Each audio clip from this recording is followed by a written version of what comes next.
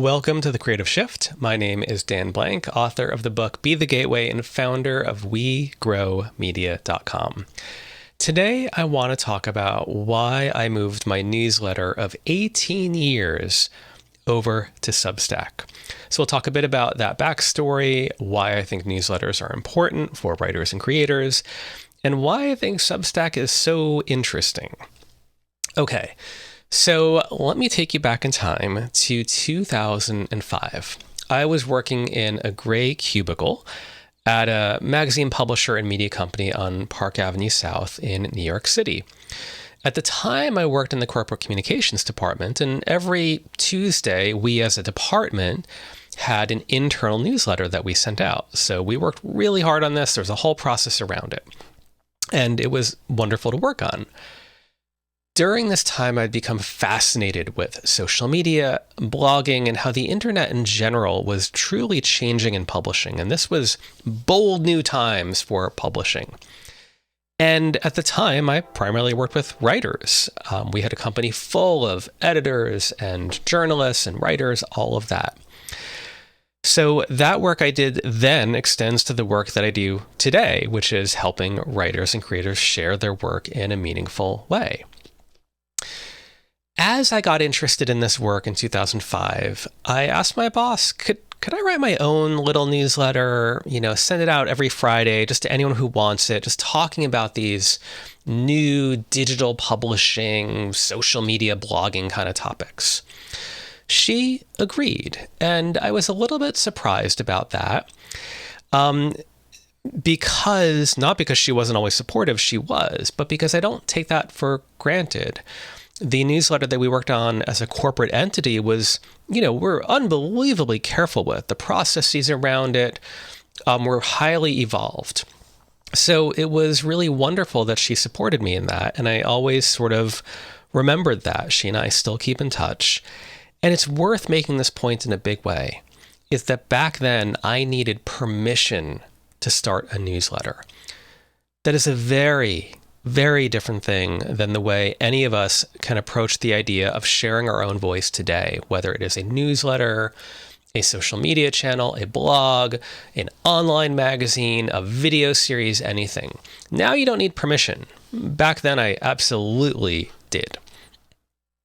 So as I crafted the first issue, I walked around to the desks of 9 people that I knew inside the company. And I asked them, hey, I'm doing this newsletter, could I send you the first issue? You can unsubscribe or not agree to any others beyond that. Each of them agreed, giving me the support that I was very desperately looking for. It's funny because nowadays I think it's very common for people to fret over this idea of how do I grow my email list and how do I encourage new people to subscribe? But all of the ways that we have at our disposal today are so much easier than having to physically walk up to someone, interrupt their day, make a pitch for your newsletter, wait for them to say yes, no, or maybe, or have follow-up questions, and then run back and actually add them. So I always keep that in mind. After I sent out that first issue to those 9 people, one of my colleagues who received it suggested I send it to the CEO. And my colleague and friend was a lawyer within the company, and he was really smart. So my initial reaction to him was, no way. Because the idea of pitching an idea to the CEO at the time certainly seemed more filled with potential loss than potential gain. My goal with this newsletter was to fly under the radar. I just loved these ideas. I wanted to have a little outlet to write about it. I didn't want to get, canceled in any way. I just wanted to be this nice, cute little thing that I organically grew from person to person. But without batting an eye, he just gave me an ultimatum. He said, well, if you don't send it to the CEO, I will. So I'm like, fine. So again, I asked permission. I asked my boss if I could tell the CEO about my newsletter, and she agreed. What happened next was what I consider to be one of the most harrowing few minutes of my career up to that point, and maybe since, I'm not really sure. So I kind of nervously forwarded the newsletter to the CEO, blaming the lawyer who suggested it. Jeremy felt that you would be interested, ... So my cubicle was positioned around the executive area, and to the right was the CEO's office. To the left was my boss's office with a couple offices in between. So a couple minutes after I forwarded the email to the CEO, I heard the CEO's door open. He walked briskly past my desk, right into my boss's office, closing the door. A few minutes passed, he left, and then, maybe 10, 20, 30 seconds later, my phone rings, and it's my boss. In a very flat voice, Dan, can you come into my office? I am not joking. I 100% was convinced that I was about to be fired. That was that. I just was totally certain that this was me sort of going too far. I had raised my head out of that cubicle a little too far with messages that were a little too uncomfortable. And that in corporate culture, that is not always welcome, because it is a difficult thing to not just run a company, to run a company that's in a massive transition that we're going through with digital publishing. It's a delicate thing to create a strategy, to motivate people, to keep everyone aligned. I was not unaware of that. And at the time, there was this word innovate. Innovation was everything. But I was also really aware that you have to innovate, but not innovate too much, because you can't offend people who are in power trying to motivate other people and keep, the quote unquote older business model in place and working while they're figuring out newer business models that are not yet certain. So I sat down in my boss's office, and I was totally shocked with what she said. She said, the CEO loves your newsletter and thinks everyone in the company should subscribe. He's going to forward it to the entire staff, encouraging them to do so. That was a big moment for me, and one that I don't take for granted. I know that many or most people never get a moment of this kind of support in their career. Not from their colleagues, not from their boss, certainly not from the head of a company. So then and now, I know how fortunate I was to be in that situation. I remember talking to my dad about this, where he was always so supportive of my work. But, he had a lot of corporate experience, and he told me, remember how lucky I am to be in that situation, because I could be in a different company with different culture, different boss, taking the exact same actions that I am, but instead of being rewarded for it, I could be dismissed for it. And it was such a great thing to consider, which is it's not just that everything I'm doing is great and will work. And again, this was not him being unsupportive. To me, it was aligning to advice that he always, this I think was probably his most repeated phrase to me in my whole life beyond I love you, which is be aware of your surroundings. And that's advice he would give if I was going to, go out at night when I was in my teens or 20s. But I think too, it applies here. This idea of be aware of your surroundings, because that can protect you from harm, but it can also allow you to find growth and be aware of why growth is happening. So from that CEO's email forwarding, my newsletter to the company, I instantly gained around 700 subscribers, which was a huge leap from 9 subscribers. It also had me to confront this idea of now I'm emailing people that I might not know. I might not know that they're a welcoming party. But every Friday for the next bunch of years in that company, I sent out that newsletter. And that definitely raised my profile in the company. There are a lot of people who tell me they look forward to the newsletter. And I wasn't unaware at the time, though, that there are plenty of people that disliked me for it. Because a couple reasons. One, my newsletter dealt with very delicate topics. The internet was changing core business models. And there were plenty of employees who were not happy about that did not want those fans to be flamed.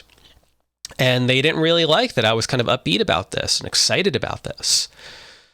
I also think that some people didn't really like that I had this kind of independence in a way, where I was writing about and publishing whatever I wanted. It didn't go through my boss, didn't go through any editorial. And that too is, I think, unusual in a corporate setting.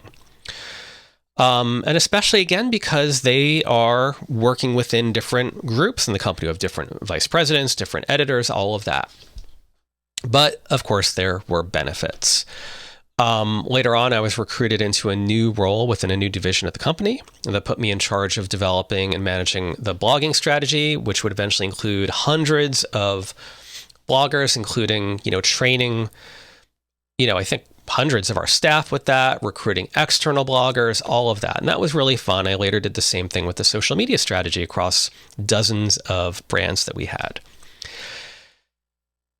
Later on, we became aware that our company was going to be divested by our parent company. This was not a secret. They informed us of this. But that sale process, the divestiture process, which is a word I became very familiar with, took years. So I knew that my role would eventually be eliminated with the company because the company itself was going away. So very slowly, I planned on how to bring my newsletter outside the company. I was ridiculously careful about this because I wanted to always, first and foremost, respect my company, my role in that company, my boss, every single person there. So I really took my time with this. I never wanted to kind of step outside the lines with it. But over time, I created a blog, a public-facing blog. Over time, I moved the newsletter to a external, newsletter platform that I managed, that I owned. And of course, after a while, I was no longer in the company, and that's when that newsletter was public. At first, I used a company called Aweber as the hosting platform. And later on, a few years later, or maybe 5 years later, I moved over to another company called ConvertKit. And at the time, what drew me from both of those were fine platforms. I think they both still exist. I think they both have great offerings. I was very happy with both of them. Why I moved to ConvertKit at the time was they seemed to offer, at the time anyway, a lot more tools around segmenting an email list and tagging or creating automations. So if you run a company or even if you're just a creator, there's a lot of value in that of thinking, oh, if someone wants to learn more about how I do my craft, they can sign up and they'll get the series of 7 emails, and I'll tag them onto the special list of people interested in topic Y, and then other people will be interested in topic B. There's a lot of leeway around the business side of how email can be used.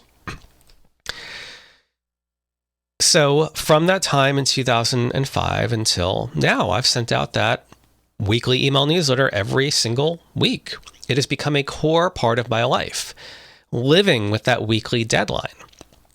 And it has given me very strong encouragement to write and publish. And honestly, I can't really imagine a week without it. It gives me so much joy. It also puts me firmly in the creative process every week, which I love. So the newsletter has grown slowly over the years, and then came Substack. I've been working with writers with Substack for a long time now. I've moved many writers over to Substack. I have been in the back end of their tools, in every little corner of it, it feels like, for a very long time.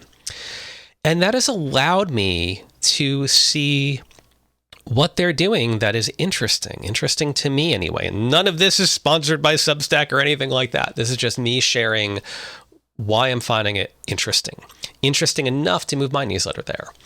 So the first thing is I'm noticing a sense of community among writers and readers in Substack. They do a lot to talk about writers, writing. They're not positioning the company as something celebrating business, but celebrating writing. And I think that's interesting, the idea of a community of writing. The next is they are tackling a problem that I think a lot of other newsletter subscription services have not tackled in as direct a manner, which is, how do I get more subscribers? So when I look at the tools that they have created and are still creating, so much is about how do you get word of mouth marketing going around a newsletter to make more people aware of it and get more subscribers. They have a lot of interesting tools with that. This feels like a celebration of writing, as I said, which I really love. And another big thing is they are promoting this idea that writers can and should get paid for your writing. This has been a challenge for writers maybe forever, certainly the last several decades. not just what are the ways to get paid with writing, but even the more social, the more internal challenge that writers have of, should I get paid? How can I get paid? Can I ask to get paid? Can't I just send my writing to a entity, to like a magazine? And then over there, not the editor I'm working with, someone else in a different department that I will never talk to, can't they ask people to pay for the writing? This culture of distancing yourself from this idea of, I have a craft, an art, I have writing, and I'm getting paid for that. Instead, Substack has 100% embraced this idea of, you can get paid for writing, you should get paid for writing, and you should own that. Not even just the technical change of how they do that, that's interesting in and of itself. What I'm most interested in here is the social change, where I see writers who, without Substack, it would have felt like pulling teeth to get them to ask someone to pay for their writing. They are now actively have free newsletters and paid newsletters. And in their regular newsletters, they will say, oh, and if you want to support this work, you can pay me. And they feel not only okay with it, they feel great about that. I have truly loved seeing this change happen. And I'm not saying that everyone needs to get paid for this or should have a paid newsletter. I just love that it's happening in a communal fashion. It's happening more and more. You get to choose. I debated whether my newsletter should have a paid option. At launch, I said, right now it's a big transition for me. I'm not going to have paid offering. So even I'm opting out of that for good reasons. But I think that's fascinating that Substack has had such success in not just doing that, but changing the culture around that concept for creatives. Then what's interesting is that this too aligns to Substack's own business model. With ConvertKit, I pay by how many subscribers I have. I think maybe MailChimp worked that way too. I forget. Or I think MailChimp does work that way. I think Aweber might have worked that way. Substack is free to use, and where they earn money is getting a fee from your paid subscriptions. I don't really know if that is inherently good or inherently bad, but I think it's neat that their whole motivation is to encourage writers to get paid because that's how they get paid. So again, I don't know if it's good or bad, but I think it's interesting. I also see Substack building out their ecosystem very quickly, rolling out new idea after new idea very quickly of encouraging more celebration of writing, word of mouth around newsletters, and even a social network. Not all of this feels done yet. So they released their own social network called Notes. And I, joined it right away. It did not or does not feel done. It feels like there's stuff missing from it, but it's really interesting. And I'm playing with it and I'm like, this feels neat. It feels neat that it's attached to a newsletter, attached to a network celebrating writing, attached to a way that writers can get paid. It feels like there's something there, and I love the quickness of their innovation around this. And lastly, I'll say Substack has been a trend. I don't hear people saying, oh my gosh, I launched a newsletter. They say, I launched a Substack. Again, I don't know if that's good or bad because trends come and go, but it feels like you're a part of something. And I see people join Substack and I say, oh, welcome. And they're like, oh, you're here too. It's like being a part of the same party. Is that a reason to move over? I don't know, but it's on my list. So again, what's been great for me is that because I've worked with writers in the Substack ecosystem for so long, I get to see all the numbers, all the data. So I have seen how their newsletter lists have grown. I've seen how their revenue has grown. I've seen, I've worked with them on experiments around doing different kinds of newsletters, different kinds of business models around what you get paid for. And it's been fascinating. It's another big reason I've wanted to do this. But I hesitated. I hesitated for a long time moving to Substack for a couple very small reasons, but enough to get me to pause. The one was the lack of absolute total control over the newsletter template. And this is a tiny point, but again, enough for me to pause. I like when newsletters look like regular emails. And one part of that is having it be flush left, like a real email would look. Substack is a wonderfully minimalist design, but they kind of center your email in the middle, and it looks a bit like a blog to me. The way the headline is in the email, that I don't really want it there, the way it does the little byline, and you can remove the byline. But that alone was enough of a change for me to be like, what if they change it in a way I don't like now? They don't give me a lot of choice with that. I like the reason they're doing this, which is when you're authoring, they've taken away all these decisions around the template, around a lot of things. When you sign up for a Substack account, and I've moved a lot of people over here, I find it to be really straightforward. But that lack of total control bugged me. The other thing is that my newsletter for years always came from my email address, dan@wegrowmedia.com. And that felt good because people are getting to know, how to contact me. I do have a business attached to all this. With Substack, it would not come from that email address. It would come from danblank@substack.com. Honestly, I don't know if this is a pro or a con, but it was enough of a change to get me to pause.